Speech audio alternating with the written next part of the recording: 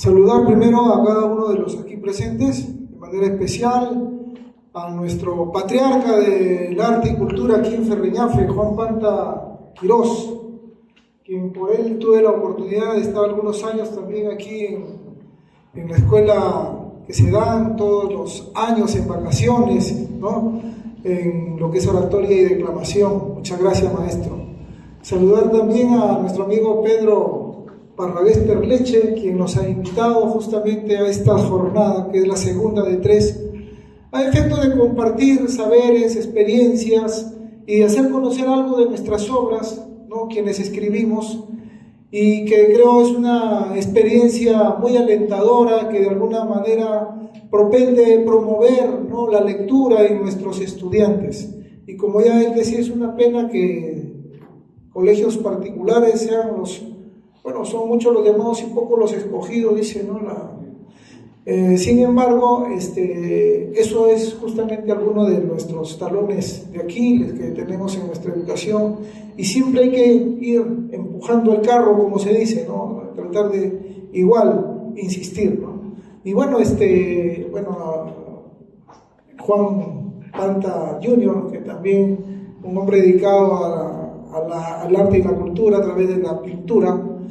Y bueno, amigos que están el día de hoy acompañándonos, ya Javier Villegas, que ya se hizo presente, el maestro Osvaldo Sánchez Antón, y nuestro amigo y literato, ¿no?, Gilbert Delgado, y a todos ustedes.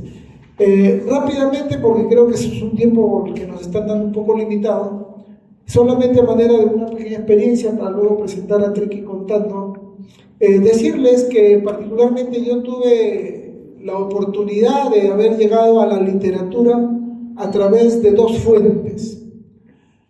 Una fuente es, y siempre desde muy pequeño, ¿no?, a través de la oralidad, ¿no? Y cuando digo oralidad me refiero al hecho de que nuestro papá, y había una tía que era hermana de mi papá, desde muy pequeños siempre nos contaban sus historias de allá de donde ellos habían vivido, ¿no? Un poco de zona de campo, casi creo serranía de lo que es la provincia de Morropón en Piura. Estamos hablando de Paltachaco, ¿no? Entrada para lo que es la parte del Alto Piura. Y nos contaban historias, ¿no? Esas historias un poco fabulosas, un poco fantásticas, ¿no? Un poco o mezcla algo de terror y suspenso, y que la contaban pues a su manera, y que de alguna manera nos llamaba mucho la atención. Tendría yo 4, 5 o 6 años más o menos cuando esto pasaba, ¿no? Igual lo hacía mi tía, la hermana de mi padre, que hace un par de semanas acaba de fallecer, hacía lo mismo, ¿no? Entonces eso de alguna manera nos llamaba mucho la atención, ¿no? Y siempre a mi papá, a la tía, siempre tratando de pedirle más historias, que al haberse agotado el repertorio comenzaron a inventar algunas, pero igual lo hacían con tanto esmero y cariño que a nosotros igual nos fascinaba, ¿no? Y la otra fuente por la que ingresé a la literatura también de muy pequeño, mi padre era sastre cortador, ¿no? Tenía su tallercito, y ocurre que, yo vivía más o menos a 7 cuadras del mercado Modelo en el barrio del Campodónico. Y ocurre también que a veces le faltaban cierres o tocuyo, porque antes mayormente se mandaba a hacer la ropa, ¿no? Ahora ya muy poco con esto de las importaciones. Entonces, cuando le faltaba algo, cierres, hilos o tocuyo, me mandaba al Modelo. Yo tendría 8 años, 9 años, y me mandaba pues a comprar.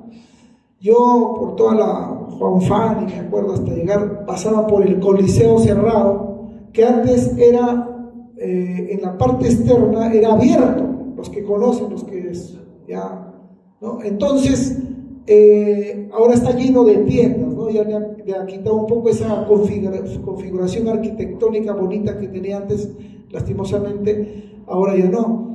Entonces, en ese espacio abierto, me acuerdo que alquilaban revistas, ¿no? Esas revistas de antaño, ¿no? Caliman, Tarzán, Condorito, estaba la pequeña Lulú, el llanero solitario, ¿no?, de las que más o menos nos acordamos.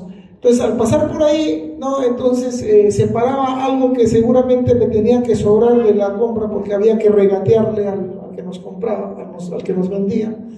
Y con eso alquilábamos ahí una revista y nos estacionábamos un momento hasta que teníamos que ya ir a casa nuevamente para cumplir con el mandado. Entonces son historias, son experiencias que de alguna manera nos llegan, ¿no? Y yo saco pluma ahora y digo, mire, en aquel entonces me acuerdo que yo pagaba para leer, porque las revistas te las alquilaban, no te las daban gratis. Y ahora ocurre que, no todos, pero gran sector de nuestros niños y estudiantes ahora ni pagándoles leen. Un poco la paradoja y las contradicciones. Mucho tiene que ver, como decía el maestro Osvaldo, el tema del mal uso del celular, por ejemplo, que nos distrae, nos entretiene y efectivamente a veces nos desvía del camino, ¿no? Del que deberíamos siempre estar encausados, como es la lectura, ¿no? Juan Mejía Vaca, que es un reconocido lambayecano, editor, ¿no? De la década del 50, 60, cuando llegó a ser director de la Biblioteca Nacional entre el año 85 al 87, la época del gobierno, el primer gobierno del señor Alan García, ¿no? Decía en una entrevista cuando le dijeron, oiga señor, estamos internacionalmente bajos en lectura, ¿no? Nuestros niños y jóvenes no leen según estos exámenes, ahora entre otros PISA que ahora se llaman, y estamos penúltimos, ¿no le preocupa a usted esto? Sí, me preocupa. Entonces, ¿qué hay que hacer, no?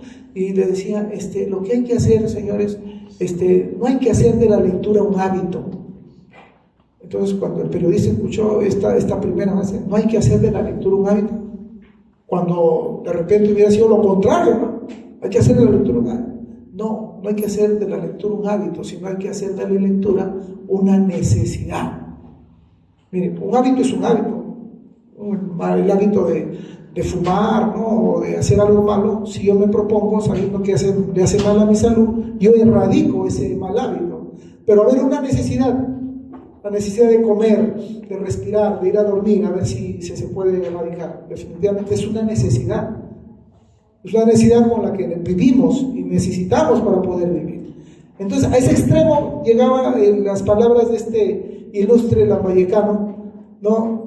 Hagamos de la lectura no un hábito, sino una necesidad, que el día que nos vayamos a acostar, ¿no? Si no hemos leído, como que algo nos falta, ¿no? Así como los drogadictos cuando les falta droga, comienzan a desesperarse por droga, así, un poco, desesperarnos por leer algo, al menos una página de repente.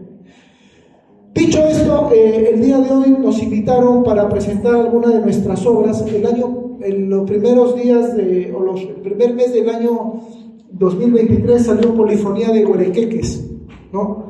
Es un texto que nos costó algunos meses de trabajo, porque es un trabajo más de investigación, donde se recopiló, bueno, ya teníamos nosotros algunos materiales que en compañía de Joaquín Guamán Rinza, otro compañero de las letras lambayecanas, ferreñafano él porque es de Cañaris, logramos juntar textos de diferentes autores de diferentes épocas y las fuimos ordenando más o menos por sus edades, ¿no? Y casi por generación, pero más por edades, porque bueno, por generación es una manera, una estrategia de cómo juntar, ¿no? De repente a estos grupos de personas que se dedican, ¿no? Ortega y Gasset era el que proponía esto de las generaciones. Y nosotros, bueno, lo hicimos más o menos así, ¿no? De menos a más, desde el año 1922 al 2022. Tratamos de recoger a 85 autores que se habían dedicado a escribir para niños y adolescentes, y bueno, producto de ello es este texto. Aquí tenemos a 11 ferreñafanos también antologados de los 85, ¿no? Entonces, eso pasó el año pasado, sí, los primeros meses del año 2023. Y últimamente lo que hemos publicado es Triqui Contando, ¿no? Es un texto exclusivamente pues para nuestros niños, que está bastante bien ilustrado.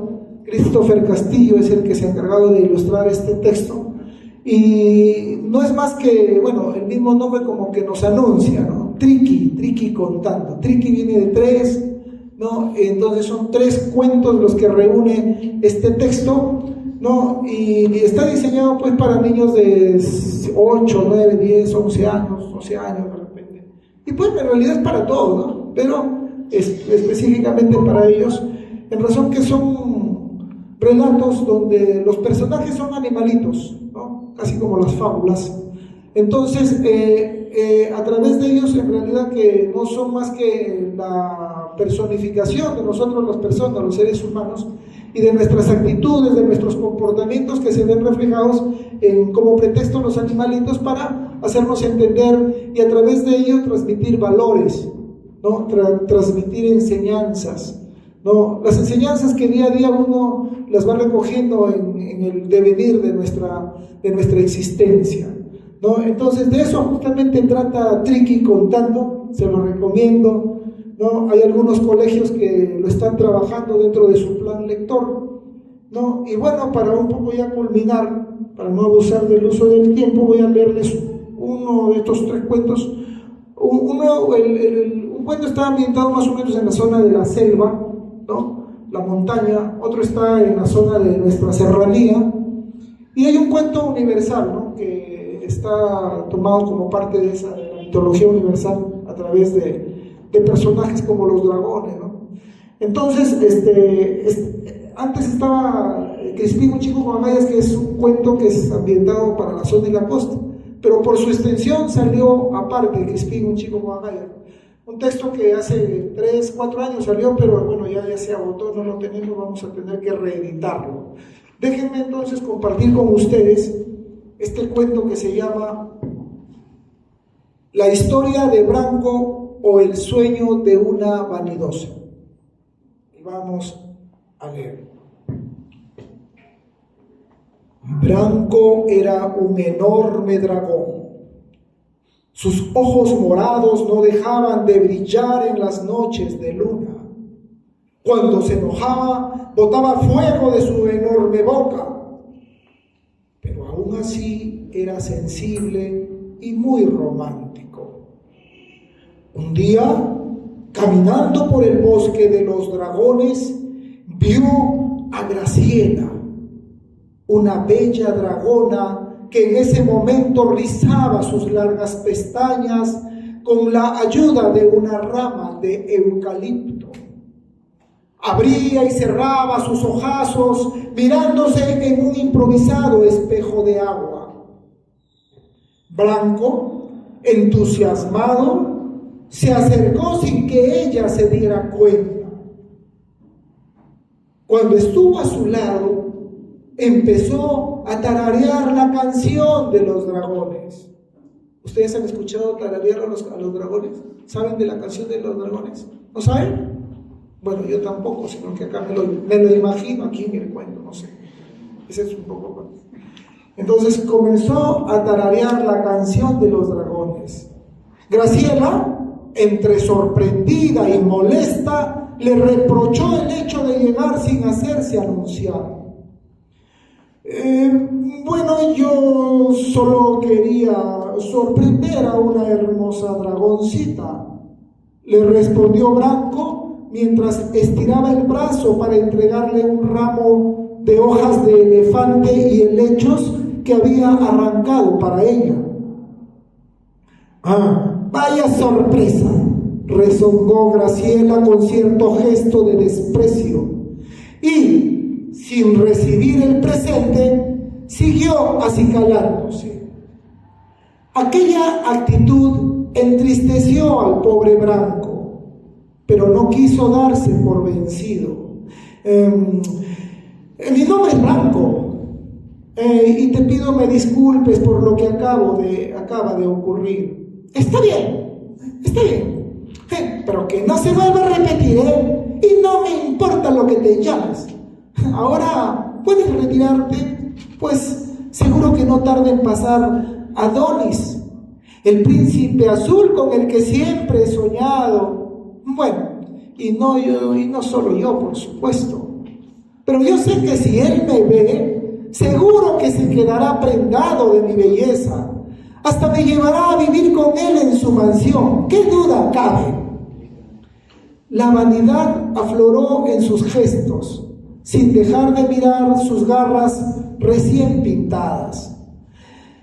Era eso, bueno, te deseo suerte, yo me retiro, no sea que aparezca ese tal Adonis y malogre tu plan, acotó Branco y desapareció por donde vino.